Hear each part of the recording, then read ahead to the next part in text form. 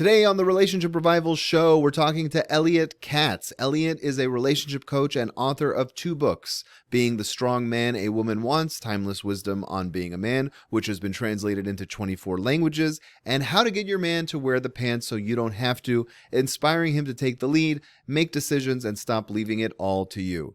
And in today's gender fluid, kind of confusing society out there, the identity of being a man and what that means and its role in relationship is something I'm really excited to get into. So join us for this in-depth conversation on masculinity and its role in a relationship. You're listening to the Relationship Revival Podcast with John DeBach, also known as Mr. Spirituality. That's me. I'm your host, giving you insights and guidance from over 10 years in the field of this amazing journey we call romance. On this show, I go over everything you need to know about how to get into a relationship, how to get the most out of a relationship, and sometimes even how to gracefully end a relationship without pulling your hair out and going crazy. And occasionally, I'm even joined by new and old friends who are also relationship experts to bring you guidance and wisdom with new perspectives. Thanks for stopping by. Elliot Katz, live from Toronto. Well, not live. This is pre-recorded, but I'm talking to you live, obviously. Welcome, and I'm glad to have you here. Good to be here. So you are a relationship coach, and you're an author, and you've written a couple books. And you know, for people who don't know me and my practice, I work. For whatever reason, I've attracted, the kind of clients I see are typically heterosexual people who are either in a marriage or in a very long-term relationship. They don't have the official label, but a lot of them have kids. I'd say most of my clients have kids. I think part of it is I'm a straight guy who has 4 kids too, and there's a certain amount of attraction. You attract kind of similar types of clients as you are. And I think that especially now with the world kind of, the what is a woman, what is a man kind of questions coming about, and so much contradicting advice about how sensitive you should be or how much or what it means to be a leader or female empowerment. Men, I think right now have it harder than they've ever had in terms of really having a clear picture of what their role is. Do you agree with that? I think you've hit the nail right on the head. And I think, and unfortunately, the problem you describe has led to a lot of marriage breakups and children from broken homes when really aren't necessary.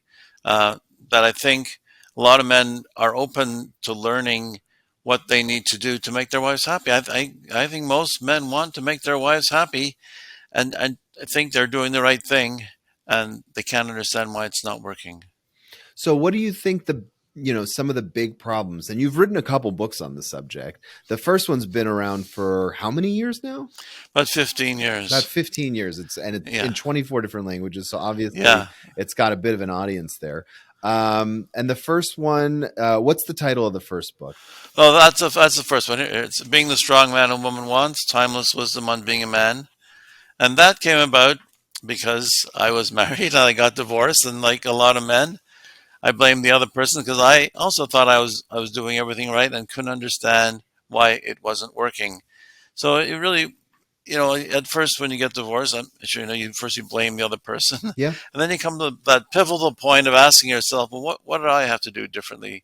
What do I have to learn? What should I have done that would not, if I don't want this to happen again. So I really set out on a journey to learn. So I talked to other men, like you described. A lot of men are confused, and like I was. Then I started reading books on relationships, and they really didn't say anything to me. And it's really when I turned to the timeless wisdom that over the centuries, men have written as advice for younger men about how to be a man in a relationship. I was really blown away because it told me all kinds of things that I didn't know, and really coincided with what I heard women complain is lacking in men today. They don't show leadership. They don't make decisions. They don't take responsibility. And, it's really fascinating that over the centuries there's been so much writing, and yet today's men aren't taught that. And so many men, they think if I just do everything my wife wants, she should be happy. I ask her, what do you want me to do? I'll do it. Right. They don't realize That doesn't work. Yeah. I think a comparison I often tell people is, imagine yourself as the president of whatever country you're in, and you're getting up there, like, so for us, it's in America, and you're getting up there at the State of the Union. And instead of having a speech and a plan, you say, what do you guys want to do?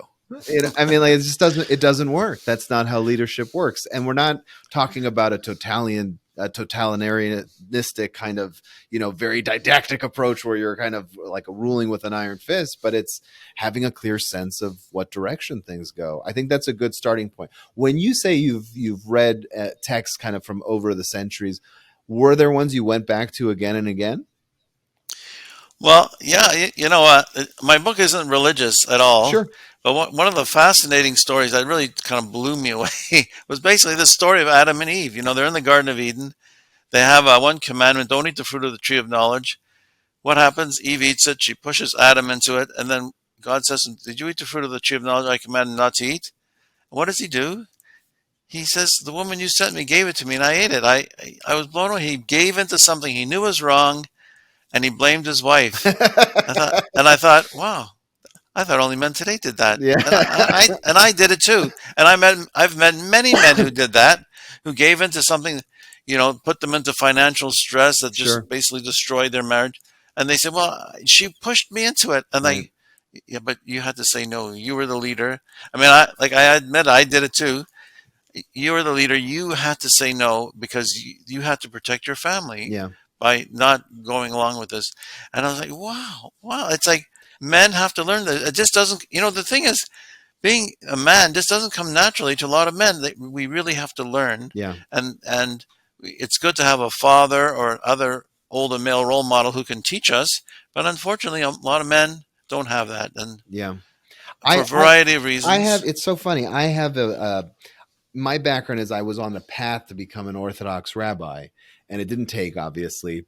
And I don't bring religion into my sessions, but there are a lot of good lessons in biblical texts and Greek texts and different things about what masculinity is. And especially now when things change. And this is another thing I've brought up. And I don't know if you've ever, when you're working with people or when you're writing your books, I should say, if it's come up, like, this is also a problem that is somewhat unique to first world countries, right? So people who are struggling to survive don't have as much of the issue of what the male role is, because it needs to be what it needs to be, right? There's this certain amount of hunting and gathering that needs to be split up, and men take the risks, and then in absorbing that role for survival, I feel like the personality tends to follow suit. But then you get into these first world countries where women have careers, and you can get food stamps even if you're, so there's no real true starvation for most people, especially the ones I see.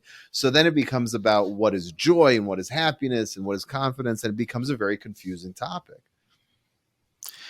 I think what you're saying is true, but also I think people think that human nature has changed over the centuries, but it really hasn't. Like when you read stuff from written like centuries ago, you say, "Well, that's like as if it was written today." It's so fresh. Like one of the quotes I have is from Rabbi Akiva 2,000 years ago. He says, "If you want to get rich to buy luxuries for your wife, you'll never be rich because your wife will never be satisfied." I said, "Yeah, it's true. I've seen that where people are just working, working just to pay for all the things their wives want, and their wives aren't happy." It doesn't make a difference. It's not like you should go on food stamps, but like just appreciate what you have and live within your means, and also there's this idea of like, well, who should make decisions? Or some men think, well, I'll just do whatever she tells me to do. She should be happy. She's not happy. And then on the other extreme, there's the men who just domineering and controlling. Well, you don't want that either. But really, the advice I read from thousands of years ago, it's really in the middle. Some things a man should decide, some things a woman should decide. It's a balance, right? Mm-hmm. It's but the man who just always does what his wife tells him to do, his life will descend to hell. That's what it says. That's so funny. I could tell you from personal experience that's usually true of either partner. If man's telling the wife what to do 100% of the time, or the wife Right, tells the right. husband, it's just a recipe for passive aggression, for resentment, for a lot of problems. So here's the big question, because you've been bold enough to say that men need to learn to be leaders and not just do whatever the woman wants. Where's that balance? Where's that balance so that you don't become domineering, and kind of figuring out, what are, how do you do this without seeming, like you're being derogatory or abusive or anything like that? Because that's tricky Well, for a lot of men. yeah, yeah, I think so. But I mean, I think you just have to think. You have to use your judgment. You have to think. Am I being controlling? If I talk in the book, I have a chapter like, what's controlling, what's showing leadership. If you're being bossy just to get your way, if you're being bossy just to uh, you know, because you don't really care what the other person wants. Leader, what's true leadership? A leader thinks about what's best for his family, what's best for his wife, what's best for his children. And it's not necessarily what's best for himself. I mean, he could be taking on a lot of responsibilities and work. So, that's true leadership. Leadership is doing what's best for your family and thinking about the greater good.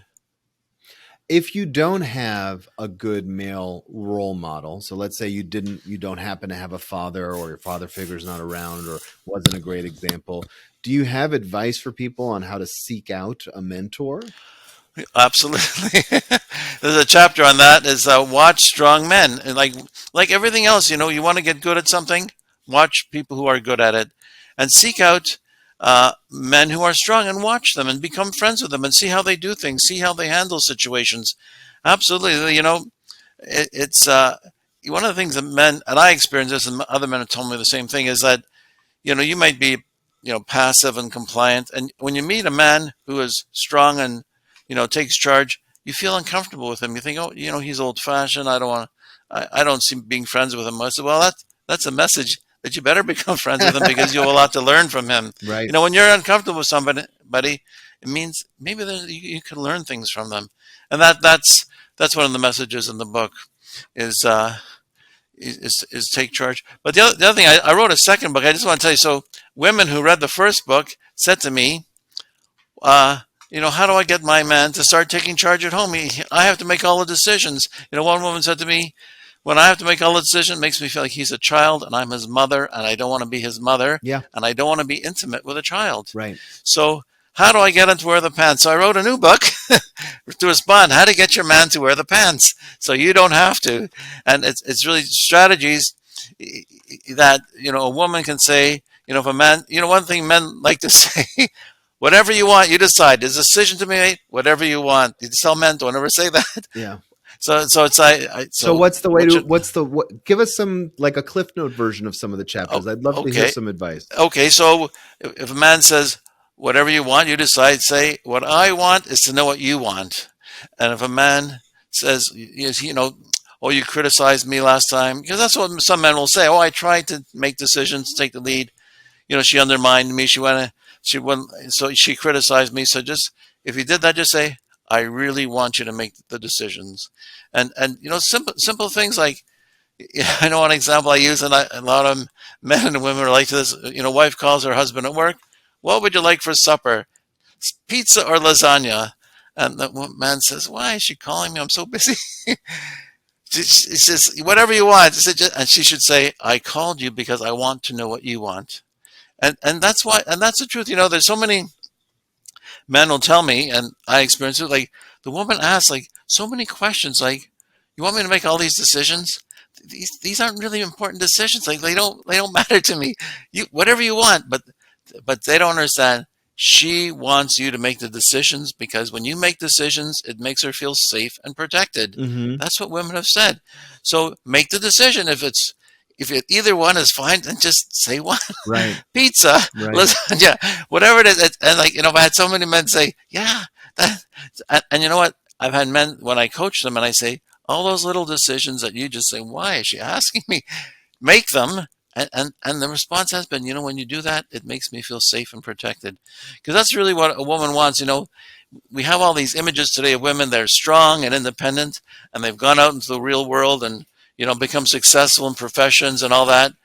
But when she's with a man, she wants to feel like a woman. She wants him to take charge. She wants to feel safe and protected with him. Yeah. And men today just, like, no one ever told me that. It's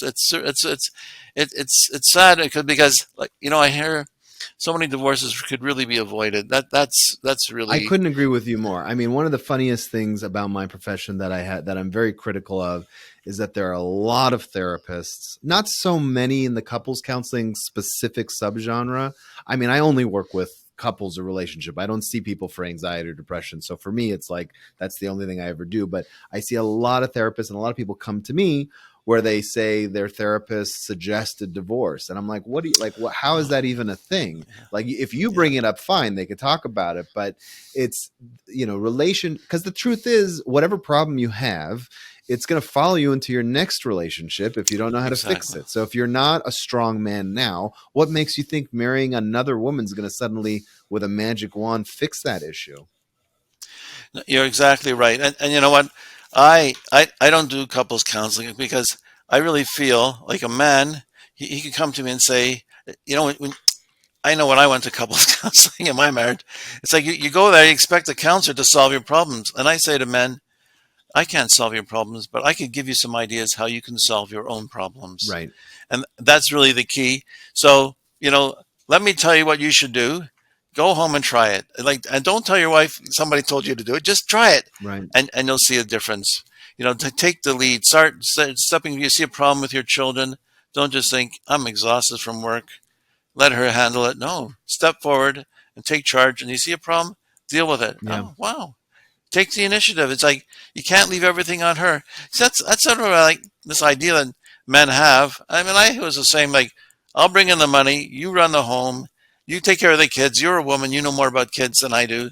Well, you do that, you're in trouble because even Dr. Benjamin Spock, you've heard of Yeah, him. He sure. was, he says if you want to have a good relationship with your wife and be a good father, you have to be a leader and a role model to your children.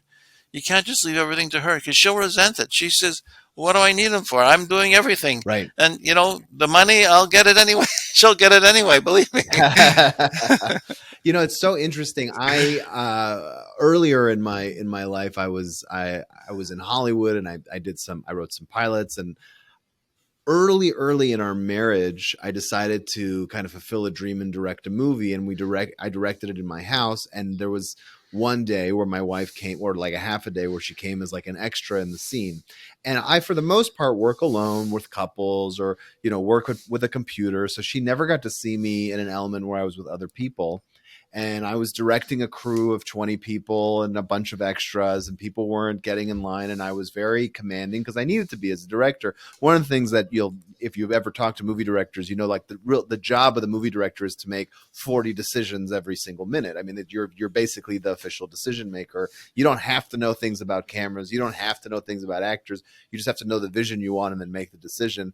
And when she saw me directing like orchestrating a whole group of people and being assertive when I needed to be, I didn't know it would have an effect on her, but she came before she left. She said, I don't, just for whatever it's worth, it was really sexy to watch you in your element taking charge. And it blew me away because I have a more passive personality at times because I'm a people pleaser. And I think it was a huge lesson to me. And one, I want to get your take on it. I think if there's a way for men to kind of force themselves into the position like this, where they are, basically required to be a leader with other people and to have their wife kind of watch, I think it would be hugely eye-opening for them. I haven't figured out exactly how to manufacture that for people, but if you see an opportunity, I mean, it could be something as simple as coaching a kid's sports team. It could be, leading a company picnic, right? But I think, there's something very attractive to a man in charge, especially when the woman sees him in the context of other people. So, have you ever dealt with that or kind of considered that as part of the growth?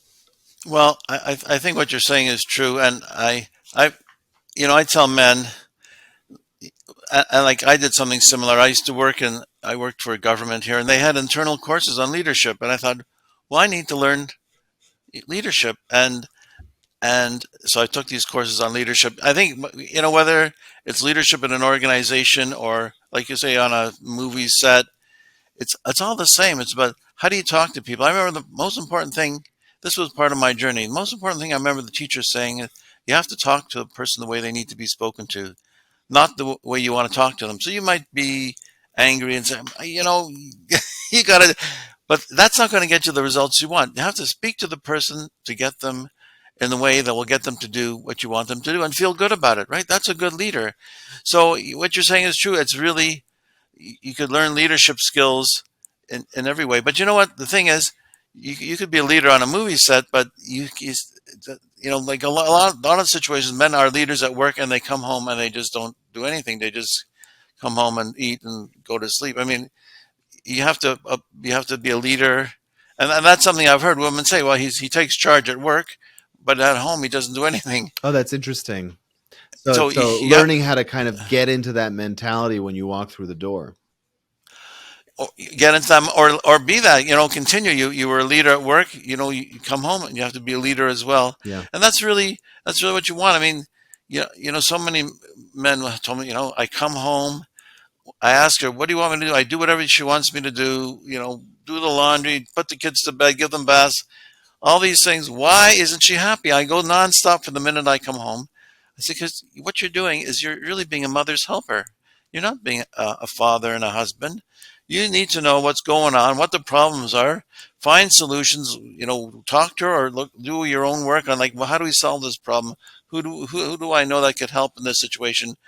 That's what she wants. She doesn't. Otherwise, it's an enormous burden that you keep putting on her. Yeah. And when you come home and you take that burden off her, wow, I have a great husband. Yeah. But they come home and just say, "Oh, tell me what to do. I'll do it." And even, you know what? I'm sure you've seen this. Like when marriages are in trouble, sometimes the husband will say, "Well, just tell her, what do you want me to do? I'll do it." And he doesn't realize that's not what she needs to hear. I think people mistakenly think that when you're saying, well, what do you want me to do? I'll do it. You're giving them everything they want, right? Because it's like, oh, I'm just going to do everything you want. But the missing piece of the puzzle, and you're hitting this in another way, I'm just kind of rephrasing it, is there's a lot of mental energy and anguish that goes into making those decisions and making a plan that you stick to. And that's the masculine trait that I think wives want their husbands to take responsibility for. In my own life, it happened recently where suddenly we had more dishes and more laundry. Our housekeeper left and we needed to kind of figure out how to fill the gaps. And I told my wife, well, I'll help. And we left it at that. 2 weeks later, I'm not helping as much as I said I would. And she's saying, well, can we come up with something here? And I said, I don't know how to do this. I don't know how to do that. You tell me what you need to do and I'll do it. And she almost like exploded. And I said, listen, and I mean, it took me a day to figure out, oh, she wants me to come up with the plan. So what I did is I said, here are the 10 things that kind of we need for the house. There's the bathrooms, there's the floors and all this. I said, I know how to do this, this, this, and this. If I take on these, would that help you? Yes. I'm going to do this on this day, and this day. Great. And you're going to do the rest of the days. Yes. And if you skip it, I have to tell you. And if I skip it, I could use a reminder. Does that sound like a plan? And suddenly I saw the weight just get lifted off her shoulders. Someone came up with a goddamn plan, and she just didn't want to do that. She was fine with doing the work, but she wanted someone to take charge. And I'm sitting there going, I'm doing the same amount of work that I used to, but there's a structure there, and that's what she wanted.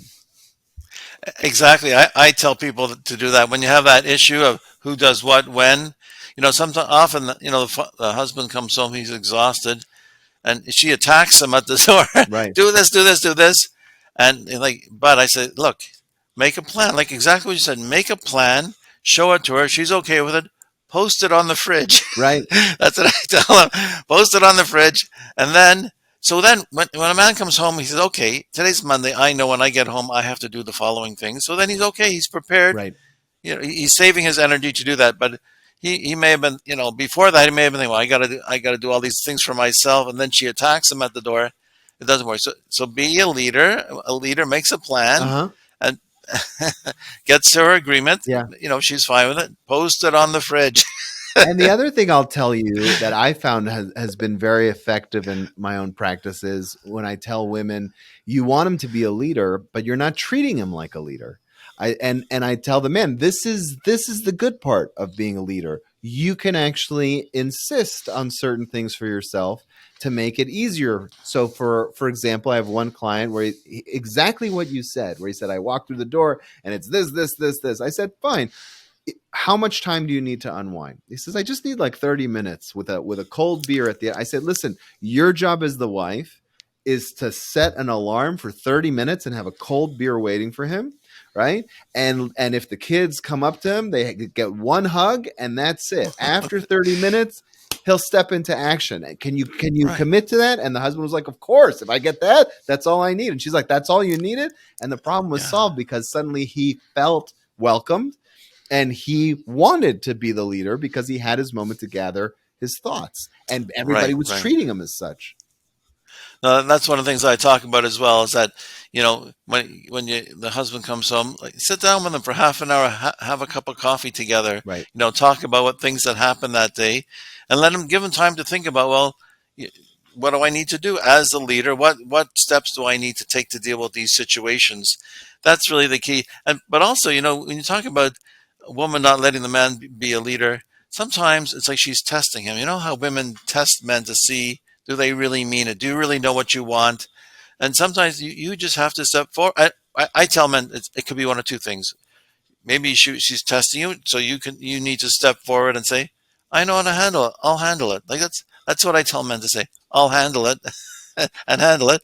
Or maybe she's got some good points. Like maybe she's saying, well, maybe made some, she's thinking of things that you hadn't thought of, and she goes, oh yeah, maybe she's making a good point. Maybe I should do it differently. Mm-hmm. So you got to use your judgment, but the main thing is, you know, re- don't step back when she starts criticizing you, or you just say, I think this is the best way to do it, and this is what I want to do for the following reasons, and she'll be happy. It's like, but if you just say, "Oh, you want me to do it different? Okay, I'll do it your way." See, one of the things that men do, I did this too. See, figure if you just do it her way, then she can't blame you if it goes wrong, right? That's Right. that's what men think. Yeah. That's what they think, but they're wrong. They're wrong. Yeah. You can always get Because blamed. she'll still blame you. She said, "Well, why did you let me do it? Right? You let me paint the walls green. Right. You wanted to. Well, now that looks horrible. Why did you let me do You lose. it?" Yeah. So either way, You lose, you're lose. still responsible. That's the key thing. You're still responsible. Right. Like I said at the beginning, take responsibility. You're going to be held responsible. It's like I've met men. Their wives just ran up enormous amounts on their credit cards, and I think, and they blame their wives. I said, well, yeah, you blame her, but like you got a family, You you could have also children. cut How them could up you? and like not let that happen. Yeah, I mean, how could you Right. let it happen? Right. How could you let it happen? That's what I said to them. I said, you have a responsibility for your children, and you know what? If you go around, if you go broke and you blame your wife, and nobody will have sympathy Nobody's for gonna you have because sympathy they for will that. say, "Why did you Nobody. let it go on? You are the man." Yeah. And And so it goes both ways. If your husband charges up a bill and you're the bread earner, by the way, no one's gonna blame. No one's gonna sympathize you if you say my husband spent all the money either. yeah, Yeah, yeah, yeah. for sure. I totally. Well, these books sound amazing. Uh, you can find more information about them at elliotkatz.com. That's ELLIOTTKATZ.com. I assume you could probably also find them wherever books are sold. Is that correct? Right, they're on Amazon. But the easiest way is to get them is on Amazon. Being the strong man a woman wants, timeless wisdom on being a man, and how to get your man to wear the pants so you don't have to. And they're on Amazon as a paperback, ebook, and an audiobook. So if Did you you want to listen record to your them, own audiobook or did you have some? yeah, I did. Yeah, I Very did. So cool. you could listen to that's actually very popular. That's the one that Yeah, sells the everybody in most. the It's car, you can, Yeah, you can absolutely. listen to it in your car when you're going to work, And and they're not big, enormous encyclopedia sized books. They're digestible. They look very practical. And yeah, I think more men need to understand what exactly it means to be a leader. So to me, it seems like mandatory required reading for relationships. absolutely, because like we said, so many men don't understand this, and they end up divorced, and they want to they want to make their wives happy. They just didn't understand that what they needed to do. That's That's it. that's really the bottom line. Yeah. Just Elliot Katz, thank you so much for joining me. If you're interested in learning how to get the absolute most out of your romantic relationships, then you're in luck, because I have put together a free workshop or masterclass, if you will, about 3 secrets that people in happy relationships have discovered. You can view the workshop at mrspirituality.com/3 secrets. Again, it's completely free. Just go there and watch it. It'll help you on your journey, give you some wisdom, some things to think about. The website again is mrspirituality.com/3 secrets. That's mrspirituality.com/3, the word secrets. It's all yours. Enjoy.